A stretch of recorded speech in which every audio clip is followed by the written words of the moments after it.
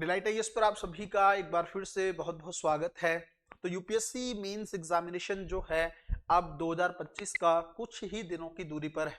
आप लोग बहुत अच्छे से जानते हैं कि जिन लोगों ने प्रीलिम्स एग्जामिनेशन 2025 क्वालिफाई किया था, अब उनके जीवन का एक बहुत ही महत्वपूर्ण फेस जो है आने वाला है।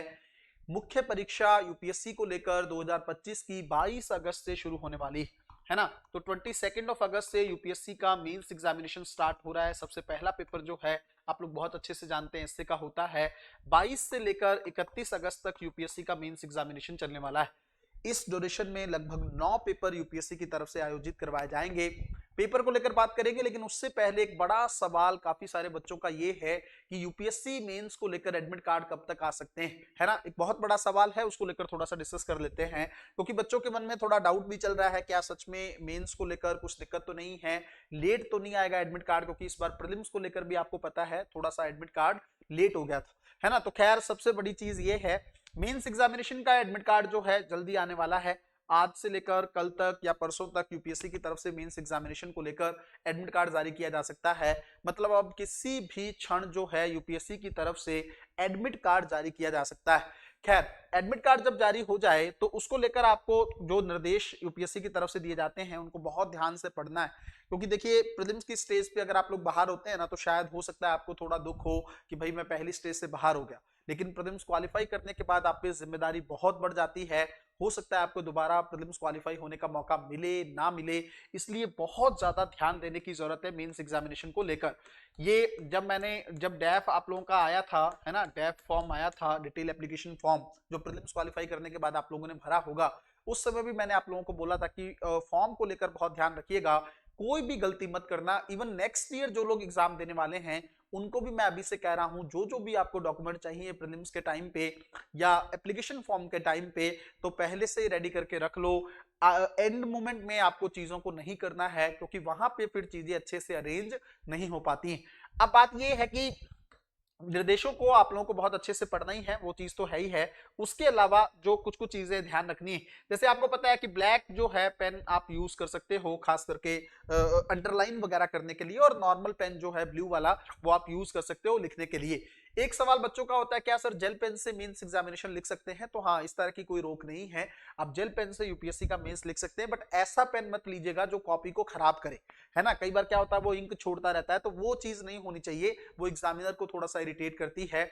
और अगर आपको उस तरह के पेन से दिक्कत है तो आप नॉर्मल ब्लू जो बॉल पेन होता है ब्लू कलर में आप उसको यूज कर सकते हैं। उसके अलावा ब्लैक पेन से आप जो है अंडरलाइन कर सकते हो, इसमें कोई प्रॉब्लम खास करके नहीं, है ना। तो ध्यान रखना है, पेनाल्टी से बचना है।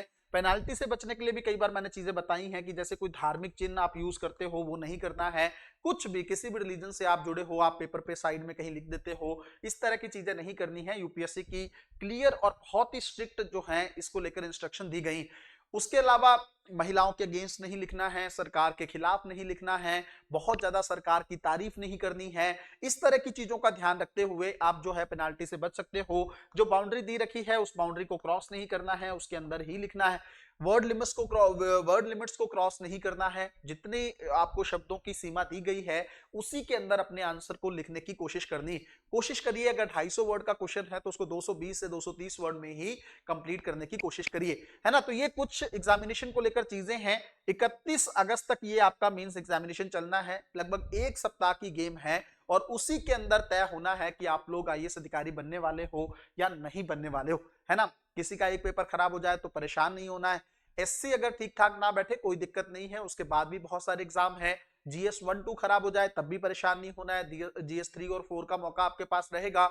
ऑप्शनल का पहला पेपर अगर बिगड़ जाए कोई दिक्कत नहीं, ऑप्शनल का सेकंड पेपर रहेगा। तो ये सारी चीजों को लेकर ध्यान में रखना है, किसी एक पेपर का स्ट्रेस नहीं लेना है ताकि उसके चलते आपके बाकी के पेपर जो है वो खराब हो जाए, है ना। तो इसको लेकर थोड़ा सा ध्यान रखने की जरूरत है। एक्सपेक्टेड डेट अगर आप लोग जानना चाहेंगे कि यूपीएससी मेंस एग्जामिनेशन इसका एडमिट कार्ड को लेकर कब तक आ सकते हैं, तो मेरे हिसाब से 2 से 3 दिनों में यूपीएससी की तरफ से अब जो है एडमिट कार्ड जारी कर दिए जाएंगे। तो आप लोग तैयारी कर सकते हैं, देख सकते हैं अपने एडमिट कार्ड को। किसी तरह की कोई प्रॉब्लम अगर लगे एडमिट कार्ड के अंदर तो आप यूपीएससी को मेल कर सकते हैं, कोई प्रॉब्लम नहीं है। यूपीएससी बहुत ही कोऑपरेटिव बॉडी है इस मामले में, तो अगर आपको किसी तरह की दिक्कत होगी तो उसको सही करवा दिया जाएगा। एडमिट कार्ड के जो है 2 फोटोकॉपी कम से कम आप लोग निकलवा लीजिएगा। अपना आधार कार्ड, जो भी आईडी प्रूफ आपने लगवा रखा है उसको लेके जाइएगा। फोटो जो आपकी जो होती है A4 जो आपका पासपोर्ट साइज फोटो जो है, कुछ फोटो साथ में लेके जाइएगा और वही फोटो होनी चाहिए जो एडमिट कार्ड पे आपने यूज की है ना। फॉर्म जब अप्लाई किया था तो जिस फोटो को आपने स्कैन करके लगाया था वही फोटो होनी चाहिए। कई बार हो सकता है कि आपका फेस क्लियर जो है एडमिट कार्ड में ना दिखे, तो वहां पे आपका हो सकता है कि आपकी ओरिजिनल जो पिक को चेक करके फिर ही आपको एंट्री दी जाए।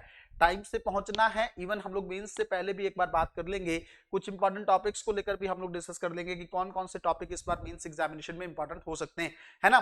तो एडमिट कार्ड को लेकर परेशान मत होइए, ये मत सोचिए कि आएगा कि नहीं आएगा, क्या हो गया यूपीएससी भूल गया, ऐसा कुछ भी नहीं हुआ है। मैंने प्रीलिम्स के टाइम पे भी बताया था कि इस दिन एडमिट कार्ड आने वाले हैं, उसी दिन आ गए थे। तो बहुत जल्द अब यूपीएससी की तरफ से एडमिट कार्ड रिलीज हो जाएंगे, आप लोग तैयारी कर सकते हैं उसको लेकर। और एक ही चीज है जो आपको सफलता तक लेकर जाएगी, और वो चीज ये है कि कॉन्फिडेंस को टूटने नहीं देना है ना। कॉन्फिडेंस को टूटने नहीं देना है। अपने मन को इसलिए बड़ा करो कि कम से कम आप उन लोगों में शामिल हो जो 13-14 हजार लोग जिन्होंने प्रीलिम्स को क्वालिफाई किया है ना, जो मेंस लिखने के लिए काबिल बने हैं। तो आप बाकियों से अलग हो, भीड़ से छट गए हो। अब आपके पास एक गोल्डन अपॉर्चुनिटी है अपने आप को आईएएस बनाने की, उसके नजरिए से ही लिखने की कोशिश करिएगा।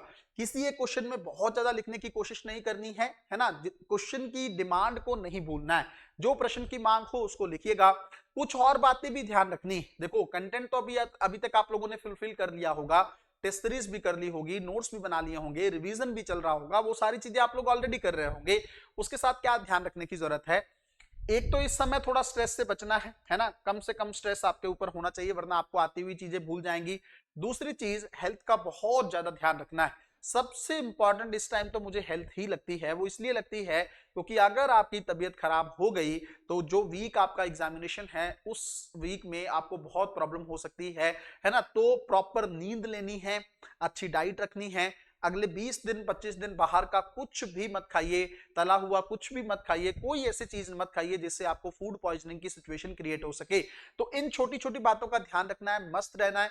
देखो एक चीज आप समझो, ऑलरेडी जितनी आप तैयारी कर चुके हो अब उसमें कुछ खास बदलाव नहीं आएगा। अब रिवीजन बाकी होगा, लिखने की प्रैक्टिस बहुत ज्यादा अब आप लोगों ने कर ही ली होगी।